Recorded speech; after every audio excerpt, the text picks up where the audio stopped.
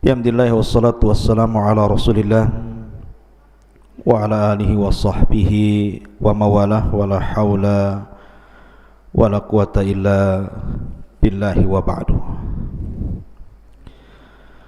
Qala Allah azza wa jal, ya ayyuhalladzina amanu taqullaha haqqa tuqatih wa la tamutunna illa wa antum muslimun.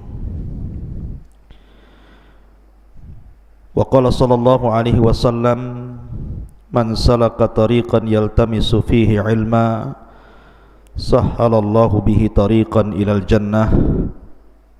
Amma ba'du. Baik, kita lanjutkan kajian kita, masih membahas Qasasul Anbiya.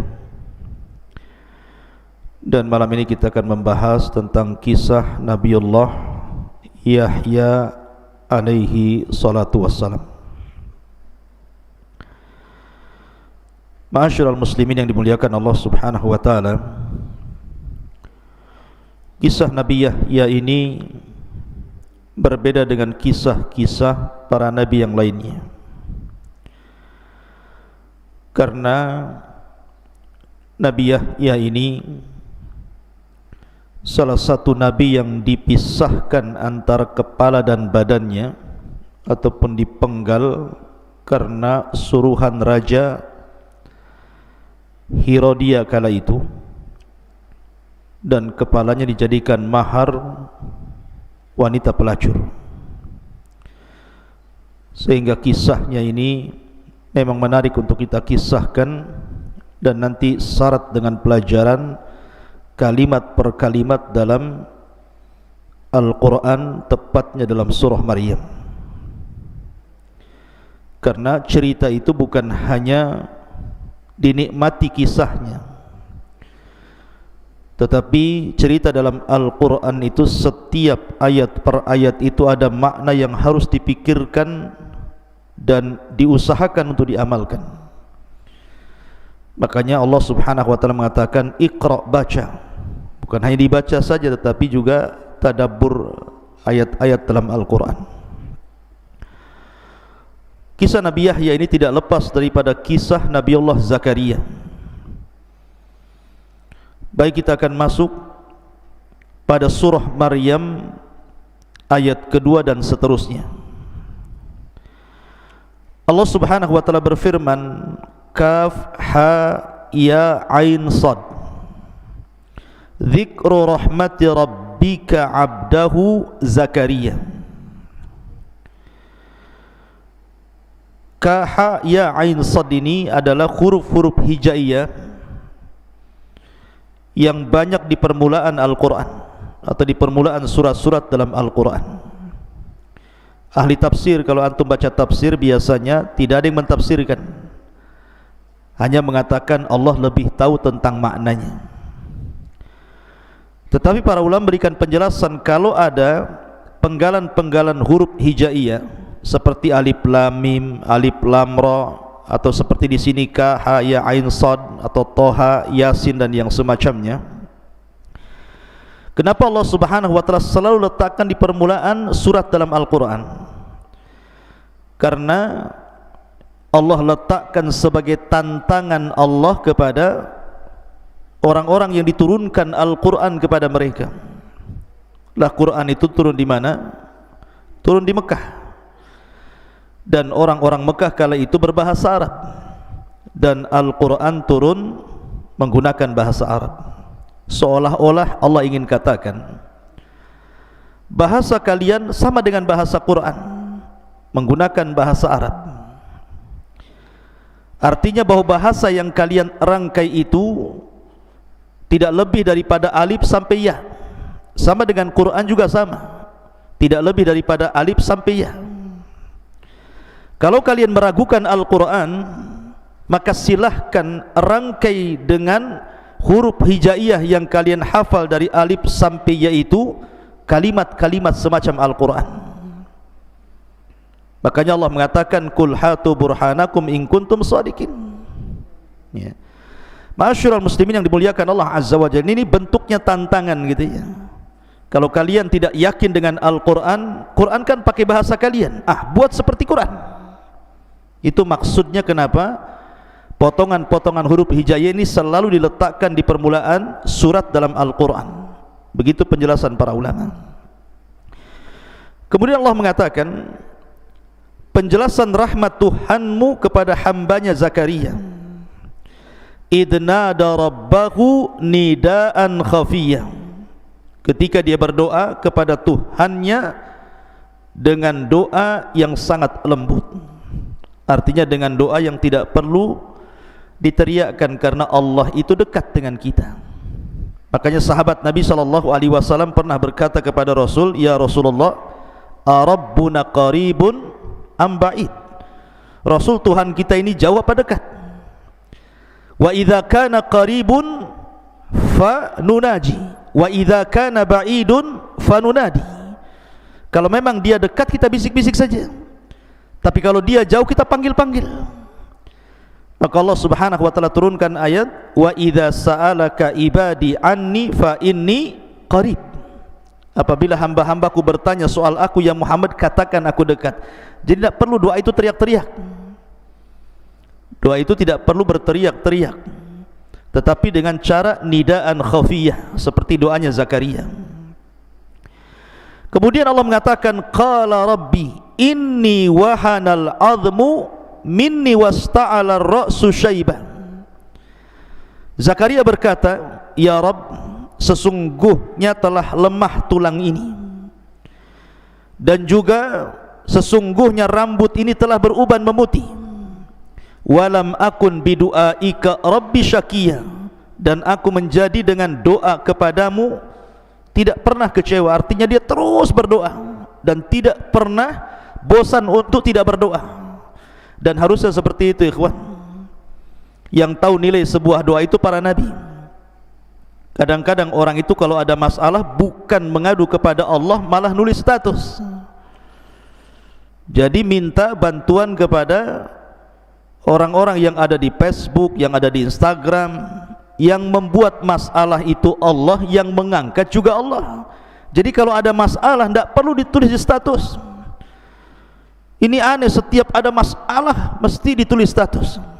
Lagi galau, ngapain orang coba tulisan begitu? Minta kepada Allah Azza wa Jalla, masalahnya diselesaikan.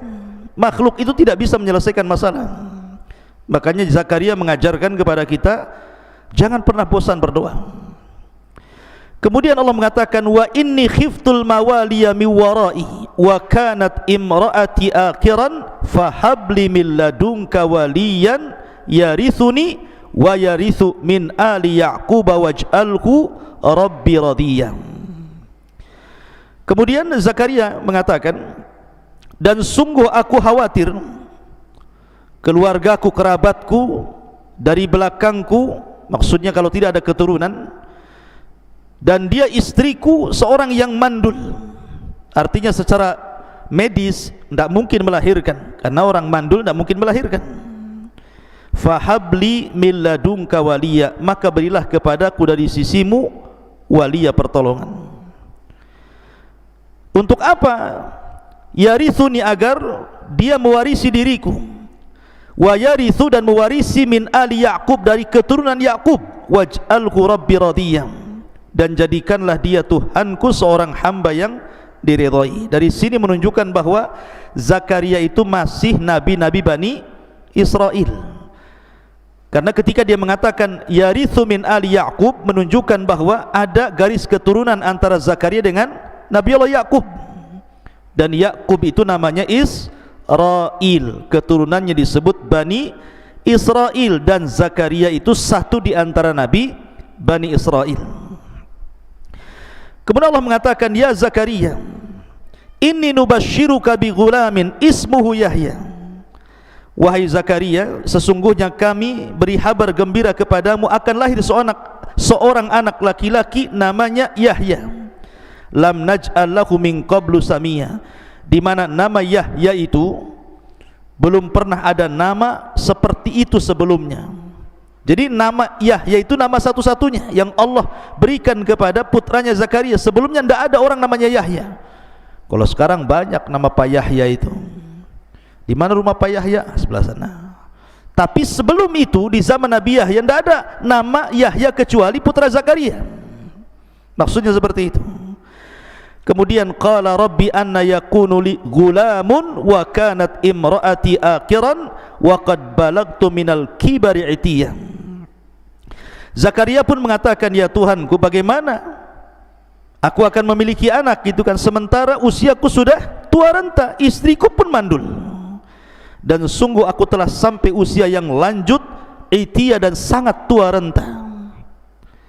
Tetapi lihat jawaban Allah, qala kadzalika qala rabbuka huwa alayya hayyin wa qad khalaqtuka min qablu wa lam taku syai'an.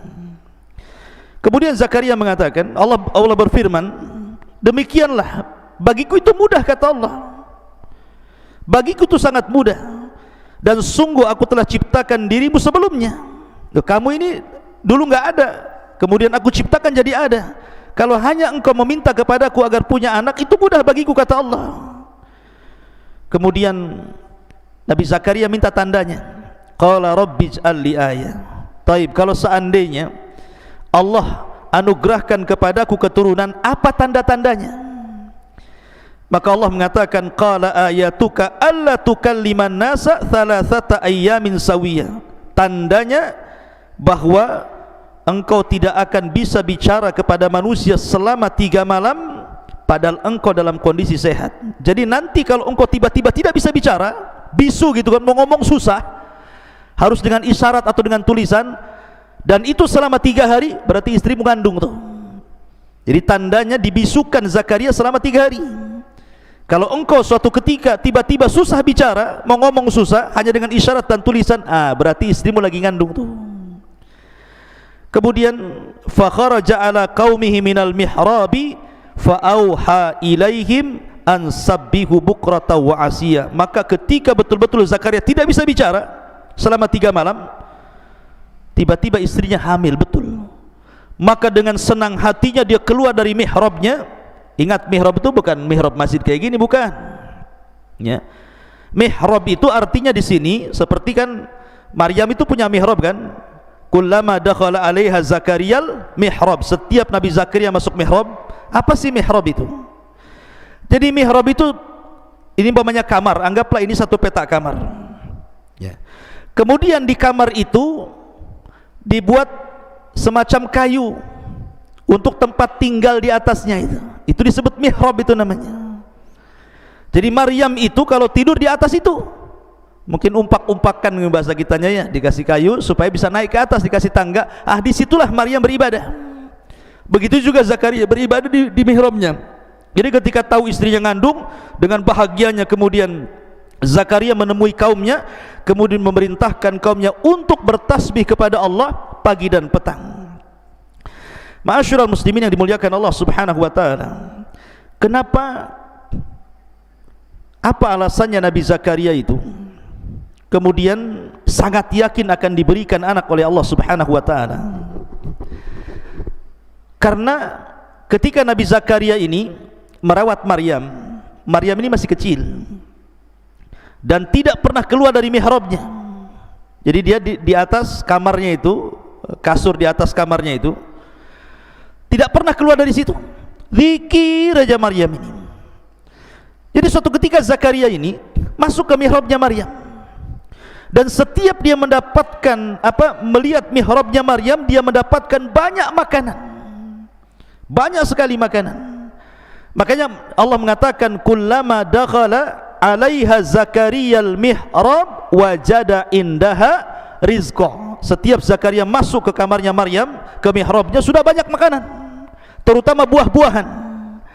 Lah buah-buahan ini yang tidak ada di musim panas, ada pula di musim dingin. Yang tidak ada di musim dingin, ada pula di musim panas. Makanya lihat bahasa Quran. Nabi Zakaria mengatakan kepada Maryam, anna laki hadza. Dari mana buah-buahan ini? Siapa yang mendatangkannya? Sebab kalau seandainya buah-buahan itu ma'ruf, ada di musimnya, tentu Zakaria tidak akan mengatakan anna laki hadza. Dari mana buah-buah ini? Pasti Zakaria pun akan maklum. Umpamanya ini musim kurma, banyak kurma di kamarnya, mungkin ada orang ngasih. Atau lagi musim jeruk, tiba-tiba banyak jeruk. Paling Zakaria mengatakan, siapa yang ngasih buah-buahan ini? Tidak mengatakan anna laki hadza. Itu bahasa Quran. Tiba-tiba Maryam mengatakan apa? Huwa qalat huwa min indillah. Ini datang dari Allah. Subhanallah. Ketika Maryam mengatakan demikian, langsung masuk ke akal Zakaria.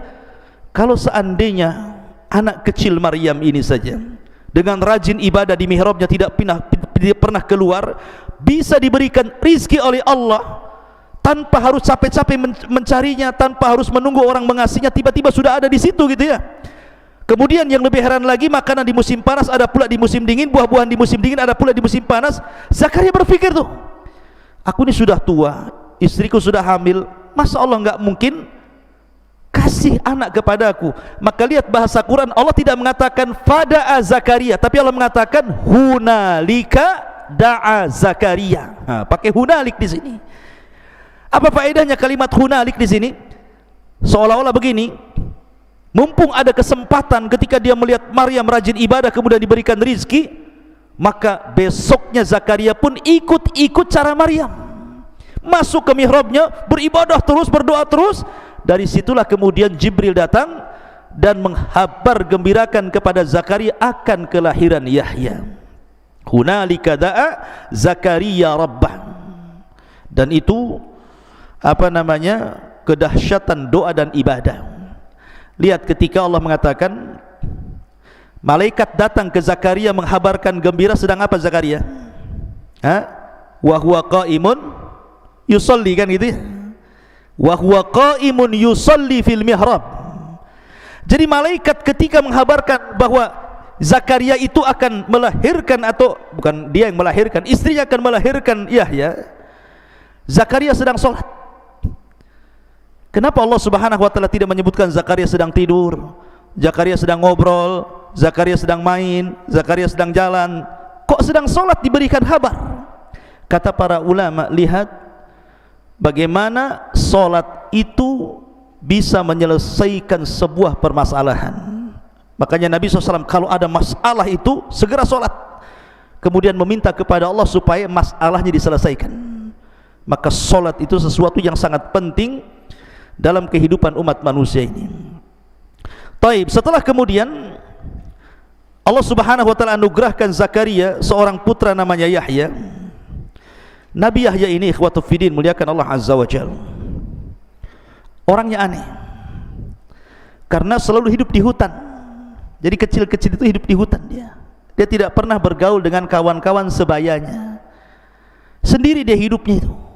Masih kecil belum balik itu dia tidak pernah main sama kawan-kawannya, sampai kawan-kawannya mengatakan hayyanal abmana, yuk kita main sama kita.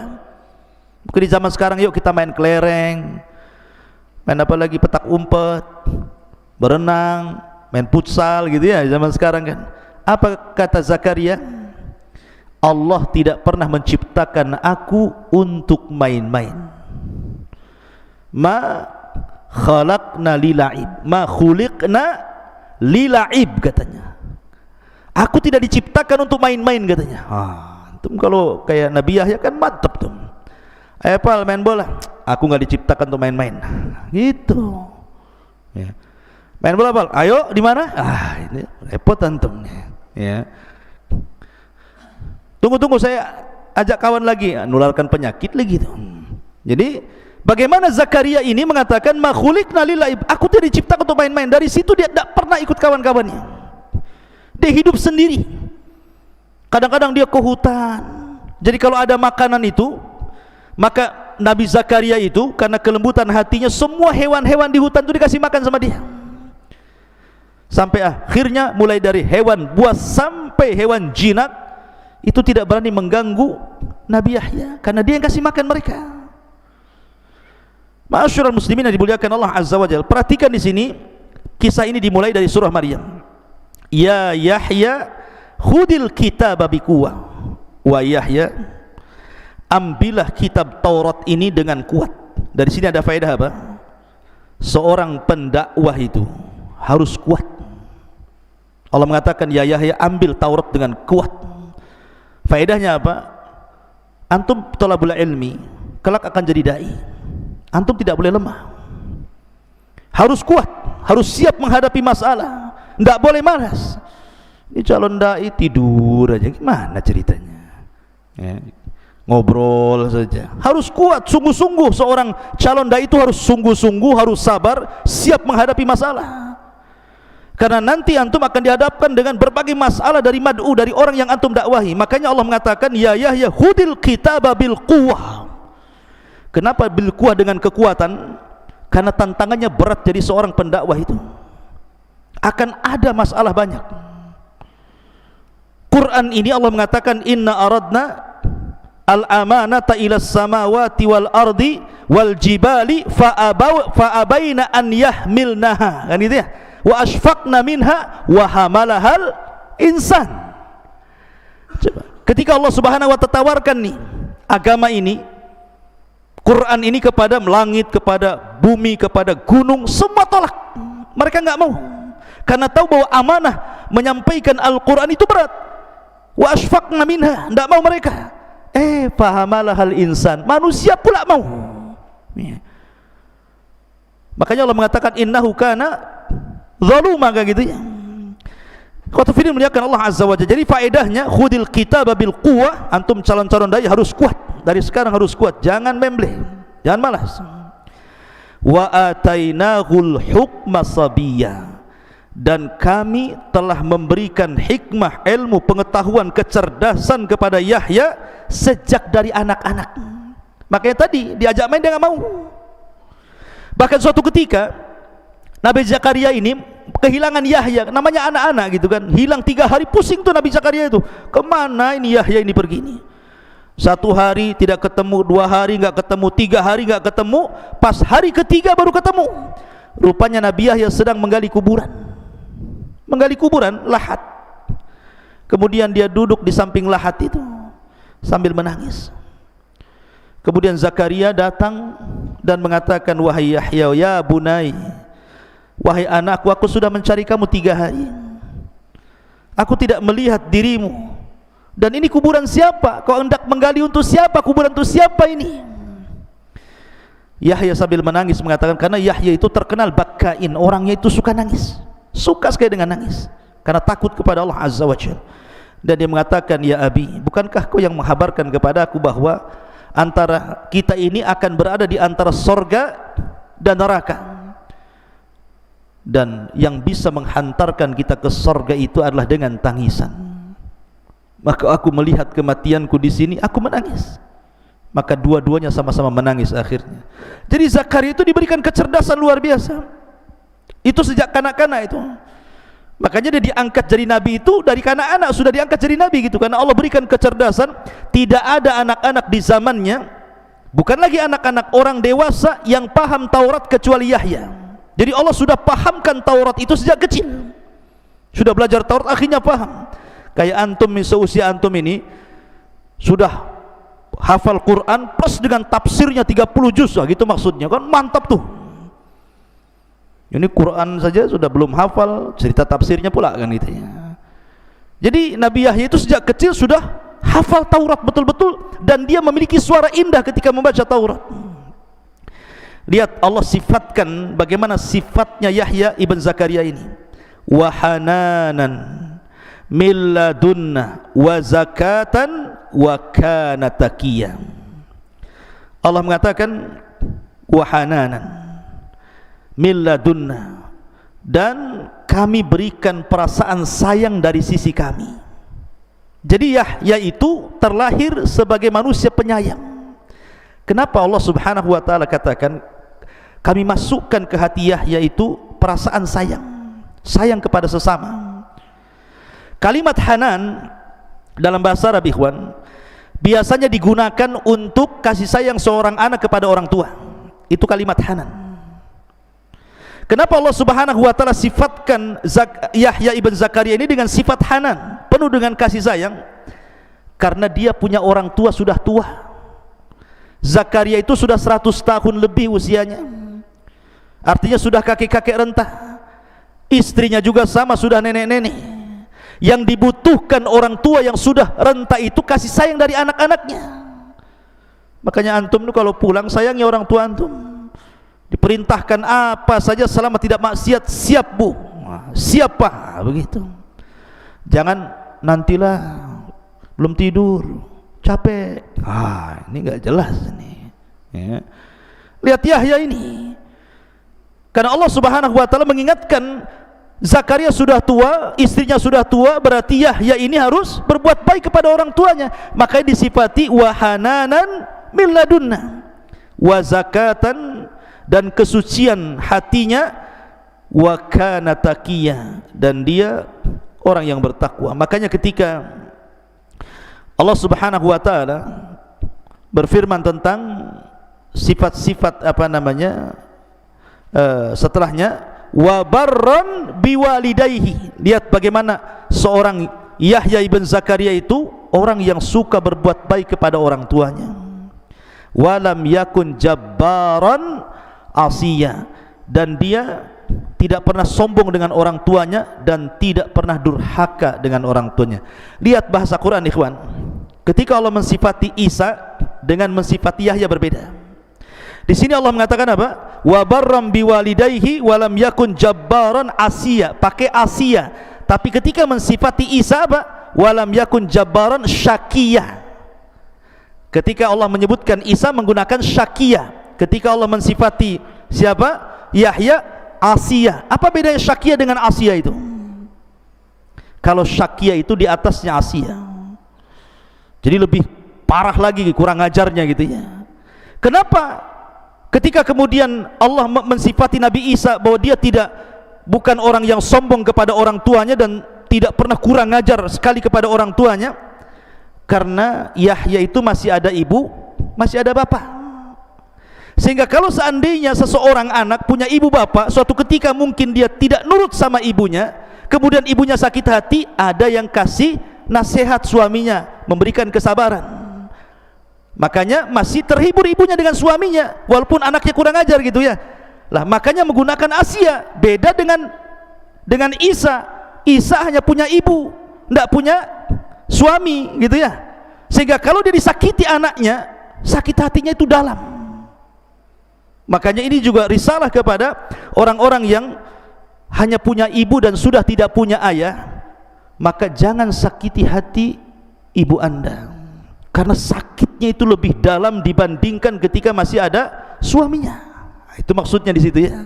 Ini pelajaran besar juga bagi antum yang syukur-syukur antum masih punya kedua orang tua.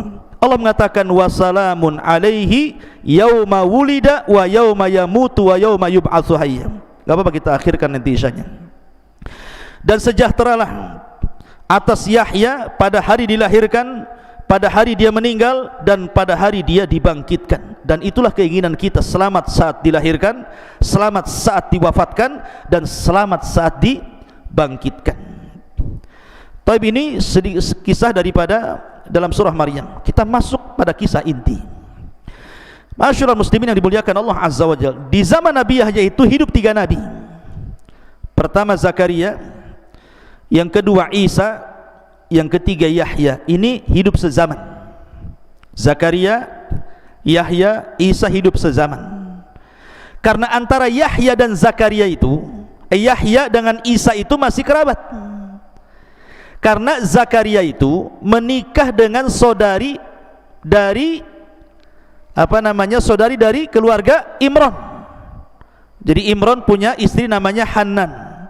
Kemudian punya adik perempuan dinikahi Zakaria. Kemudian dari Hanan ini lahir Maryam. Kemudian dari Zakaria lahir Yahya. Dari Maryam lahir Isa. Berarti Isa dengan Yahya itu sebutannya apa? Anak paman, anak bibi, ibnu kholah namanya ya, anak bibi gitu, jatuhnya anak bibi. Makanya ketika Nabi SAW Isra Mi'raj, kemudian naik ke langit kedua, berjumpa dengan Isa dan Yahya, dan keduanya adalah ibnu kholah, anak daripada bibi. Masyaallah muslimin yang dimuliakan Allah Azza wa Jalla. Suatu ketika Nabi Isa dengan Nabi Yahya ini berjumpa. Yahya dan Isa ini berjumpa. Kemudian Allah Subhanahu wa taala berwasiat kepada Nabi Yahya dengan 5 wasiat. Wahai Yahya, aku beri kau 5 wasiat. Kau amalkan 5 wasiat ini, kau dakwahkan kepada Bani Israel dan suruh Bani Israel mengamalkannya. Ketika berjumpa dengan Nabi Isa, Yahya bercerita bahwa dia diberikan 5 wasiat oleh Allah Azza wa Jalla, dan menyebutkan wasiat-wasiatnya. Kata Isa, wahai Yahya, kau harus segera menyampaikannya. Apakah aku yang harus menyampaikan wasiat itu ataukah dirimu? Saya takut kalau engkau yang lebih dulu menyampaikan wasiat Allah kepadamu, akan datang azab kepadaku. Begini saja, biar saya yang menyampaikan, kumpulkan Bani Israel. Akhirnya kemudian dikumpulkanlah di Baitul Maqdis Bani Israel. Kemudian Nabi Isa pun menyampaikan wasiat Allah kepada Nabi Yahya. Berapa wasiat? 5 wasiat. Saya ringkas saja karena panjang. Pertama, an ta'budullaha wa la tusyriku bihi syai'an. Jangan sekutukan Allah dan sembahlah Allah saja. Tauhid. Wasiat pertama tauhid. Sembahlah Allah, jangan sekutukan Allah dengan siapapun. Yang kedua, wa amurakum bisalah, dan aku perintahkan kalian dengan salat.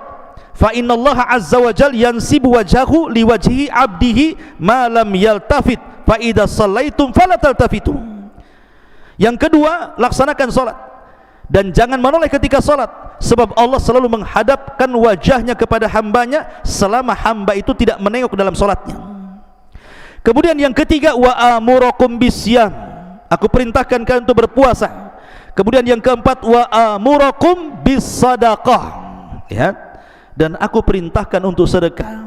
Subhanallah, sedekah ini tinggi nilainya setelah tauhid, salat dan puasa.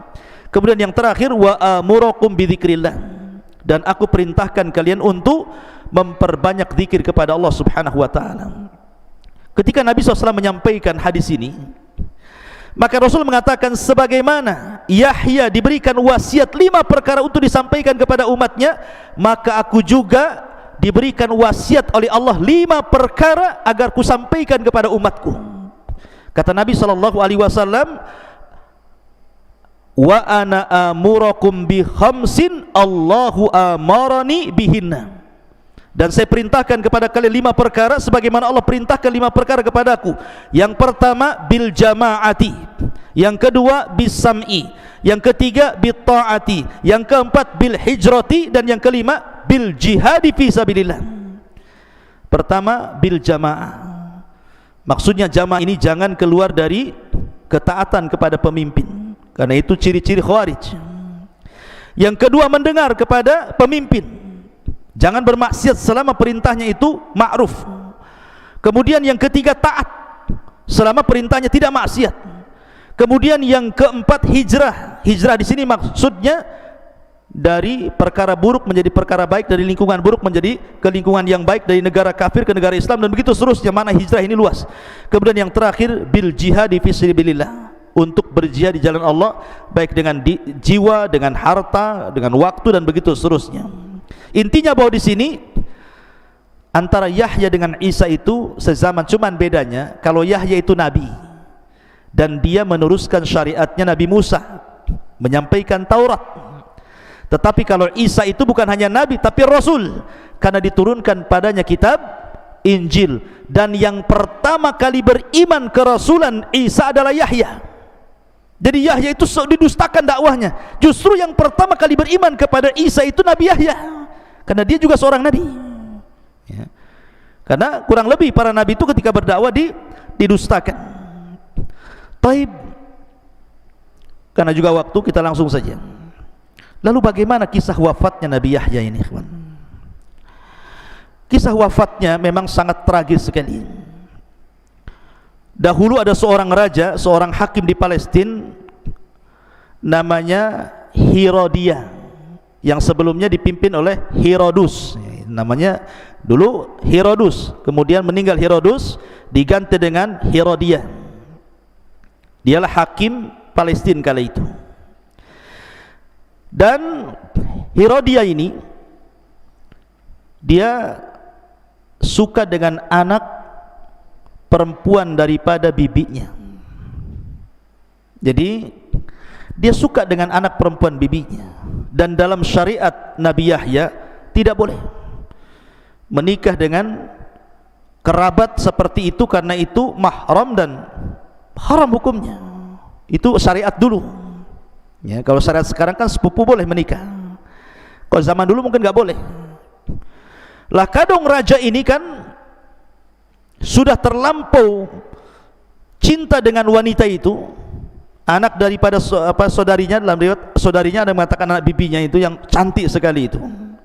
Masalahnya ibu daripada putri itu adalah orang yang paling bermusuhan dengan Nabi Yahya. Ibunya itu adalah wanita yang paling bermusuhan dengan Yahya, tidak suka dengan dakwahnya Nabi Yahya ya.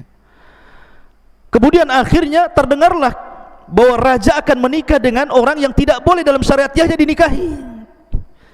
Ketika itu Nabi Isa bin Maryam memerintahkan Yahya untuk mengajari Hawariyun, para sahabat-sahabat Isa ibn Maryam. Lah salah satu fatwa yang difatwakan oleh Yahya kepada Hawariyun itu, tidak boleh menikah dengan seorang wanita yang masih ada hubungan kerabat, seperti Raja Herodia ini dengan wanita tadi. Menyebarlah fatwa Nabi Yahya ini dari mulut ke mulut, dari telinga ke telinga, sampailah ke istana. Dan ingat, Nabi Yahya itu punya pengaruh, dia seorang orator. Kalau dia ceramah itu terpengaruh manusia banyak. Jadi ketika mendengar fatwa seperti itu, raja marah gitu ya. Bagaimanapun fatwa itu mengganggu istana, artinya bahwa istana terganggu dengan fatwa itu. Akhirnya kemudian suatu ketika wanita itu karena takut tidak jadi nikah dengan raja, maka sang ibu dari wanita yang hendak dinikahi raja itu disuruh menghantarkan khamar kepada raja untuk diminum. Maka Herodia pun meminum khamar, mabuklah. Ketika mabuk itulah ibunya mengatakan kepada anak putrinya, berdandanlah dengan dandanan yang paling cantik, lewatlah di hadapan raja. Akhirnya dia pun dandan dengan dandan cantik. Raja lagi mabuk, kemudian lihat wanita yang dicintainya tiba-tiba lewat dengan dandan yang paling cantik, makin gila dia. Gila kuadrat namanya. Udah gila-gila lagi, gila di atas gila ya. Maka akhirnya dikejarnya wanita itu dan mengatakan, ayo nikah sekarang, ayo nikah sekarang gitu ya. Tetapi wanita ini sudah dibisikin oleh ibu yang kafir ini dan mengatakan, kalau raja menghendaki supaya cepat nikah, maka katakan kepada sang raja, maharnya kepala Yahya, maharnya kepala Nabi Yahya. Subhanallah ya. Akhirnya kemudian ketika wanita itu ngomong sama raja, kau boleh menikahi diriku, tapi saya minta maharnya kepala Nabi Yahya. Raja ini kan bagaimanapun masih menghormati, karena terkadang dia pun minta fatwa kepada Nabi Yahya. Makanya dia mengatakan kepada wanita itu, janganlah minta yang itu. Kalau kau minta emas saya kasih, minta istana saya kasih, minta harta saya kasih, mau apa saja, tapi jangan itu. Tapi wanita itu mengatakan, tidak, itu mahar saya. Dengan sebab itulah akhirnya Herodia ini, Raja Herodia ini mengutus pasukan untuk menangkap Yahya dan memenggal kepalanya. Diutus pasukan besar. Lah Yahya sedang mengajar di masjid. Hawariyun, orang-orang Isa bin Maryam, sahabat-sahabat Isa bin Maryam, tiba-tiba masjid dikepung. Akhirnya Nabi Yahya pun dijemput dari mihrabnya, kemudian dipenggal kepalanya, dipisahkan dengan badannya. Celakanya lagi, badannya dikirim kepada bapaknya Zakaria. Zakaria masih hidup, tapi anaknya sudah mati. Coba perasaan orang tua, tiba-tiba dikirim jasad anaknya, kemudian kepalanya diletakkan di bejana emas, kemudian dikirim ke istana. Gimana perasaan Zakaria selaku bapak? Tahu-tahu kok ada jasad anaknya di situ ya. Akhirnya kepala Nabi Yahya ini diletakkan di bejana emas, dikirim ke istana. Ketika melihat kepala Yahya di bejana emas, wanita fajirah, wanita baghi ini tiba-tiba tertawa terbahak-bahak. Subhanallah. Al jaza min jinsil amal, ikhwan. Jazaul ihsan ilal ihsan, jazaus sayyiati ila sayyi'ah. Balasan keburukan itu akan ditimpakan keburukan yang sama.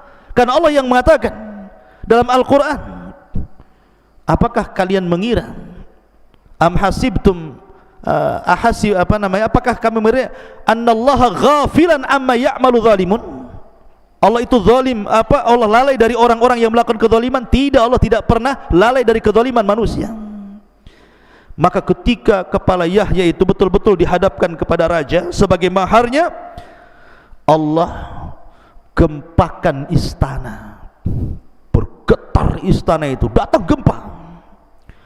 Kemudian gempa ini membelah bumi. Kita lihat kan di negeri kita saja ada gempa yang buminya terbelah tuh. Tiba-tiba istana itu terbelah tuh. Lah ketika itu wanita di mana dialah otak pembunuhan itu terperosok ke dalam lubang itu. Subhanallah. Tiba-tiba kemudian buminya merapat lagi. Kemudian berusaha sampai ke kepala sampai sini, berusaha ditarik ke atas, tidak bisa.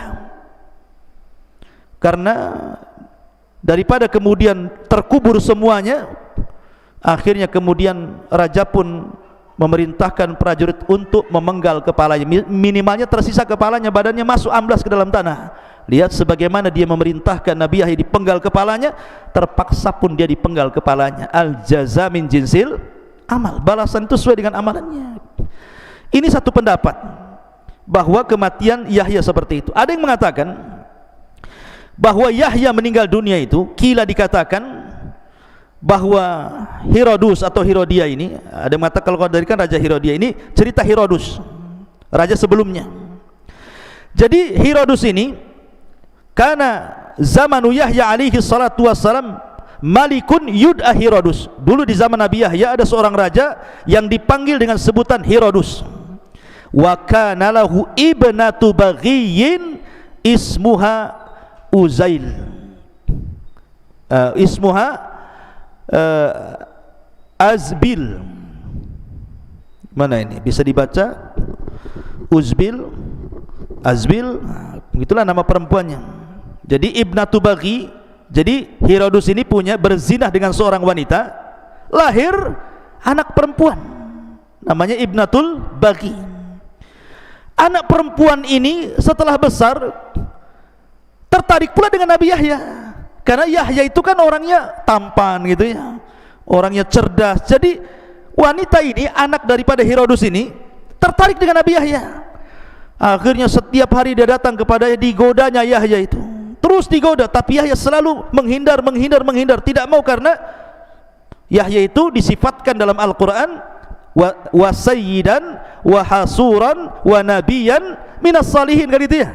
Dia sayyid, dia akan pemimpin yang tangguh. Kemudian hasur itu artinya afif, yang menjaga kehormatannya.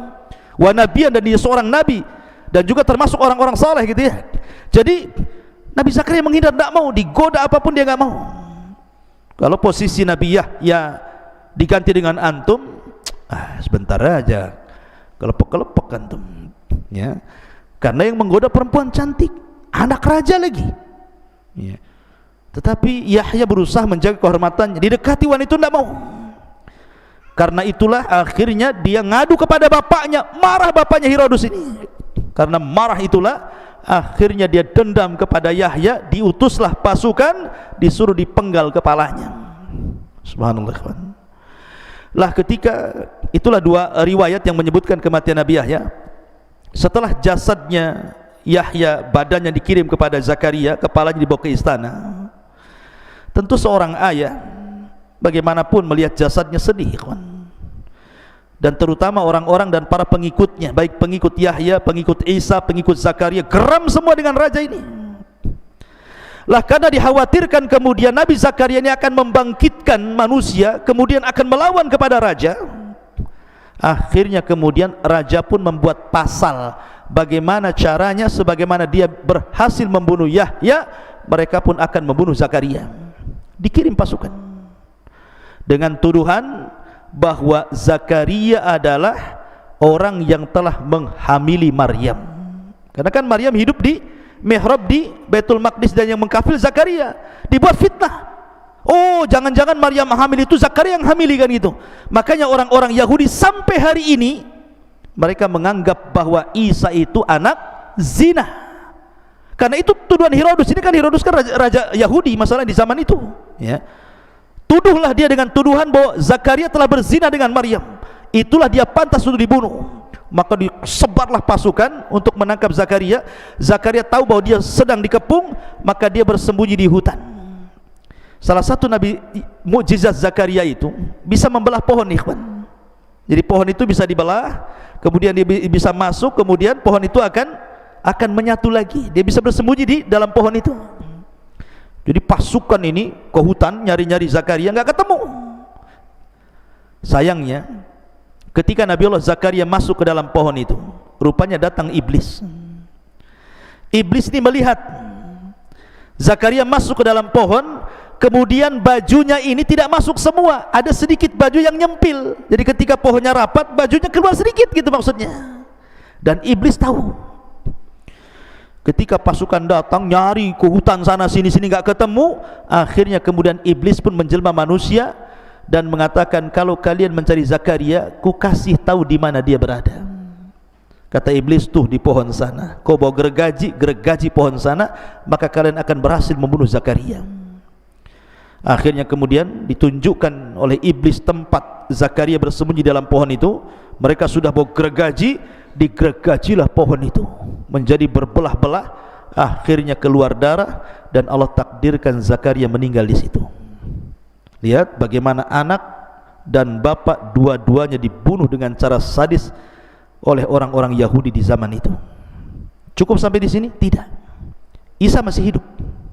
Isa kan masih hidup. Akhirnya setelah mereka berhasil membunuh Yahya, membunuh Zakaria, targetnya sekarang Isa. Tidak mungkin Isa diam, pasti dia akan memberikan pengaruh. Itu kata raja. Akhirnya bunuh juga Isa. Dikepunglah orang-orang itu, mengepung rumah Isa bin Maryam, yang ketika itu Isa sedang mengajarkan kepada orang-orang Hawariyun. Beberapa orang saja Hawariyun Isa itu. Dan ingat, kalau antum berjumpa dengan orang-orang Nasrani ataupun orang-orang yang mu'alaf masuk Islam dan dulunya dia seorang Nasrani, biasanya keyakinan yang tersebar di antara mereka bahwa yang diserupakan dengan Isa adalah pengkhianat. Pengkhianat, salah satu murid Isa yang berkhianat. Memang ada pendapat seperti ini, tetapi dalam Islam pendapat yang kuat bukan. Yang diserupakan dengan Isa adalah muridnya Isa sendiri, bukan murid Isa yang berkhianat. Ya. Dan itu pendapat kita kaum muslimin. Jadi yang meninggal itu, yang disalib, yang ditangkap, disalib, dibunuh itu salah satu murid Isa, bukan murid Isa yang berkhianat sebagaimana yang mereka sangkakan seperti itu. Sebagaimana fatwa daripada Syekh Shalih Fauzan hafizahullah taala. Jadi yang meninggal itu salah satu muridnya. Lah muridnya ini berkorban untuk nabinya. Ketika Isa mengatakan, siapa di antara kalian yang mau Allah jadikan wajahnya serupa dengan wajahku, maka dia akan menjadi saudaraku kelak di sorga, menjadi temanku di sorga. Maka yang paling mudah mengatakan, saya wahai Nabi Allah. Maka akhirnya diusaplah wajahnya oleh Isa, kemudian wajahnya persis mirip dengan Isa bin Maryam. Kemudian Isa merintahkan Hawariyun yang lainnya untuk menyebar, pergi, menghindar, dan disuruh mendakwakan Injil supaya Nasrani ajaran Injil kemana-mana. Tetapi setelah mereka pergi, yang ada di rumah itu cuma dua, Isa dengan salah satu muridnya yang diserupakan dengan Isa. Maka Isa pun kemudian oleh Allah ditidurkan, inni mutawaffika, ya Isa, aku wafatkan. Mutawaffi di sini artinya apa? Allah tidurkan, bukan Allah matikan, Allah tidurkan. Makanya doa setelah tidur apa? Siapa yang hafal doa setelah tidur? Doa setelah tidur apa?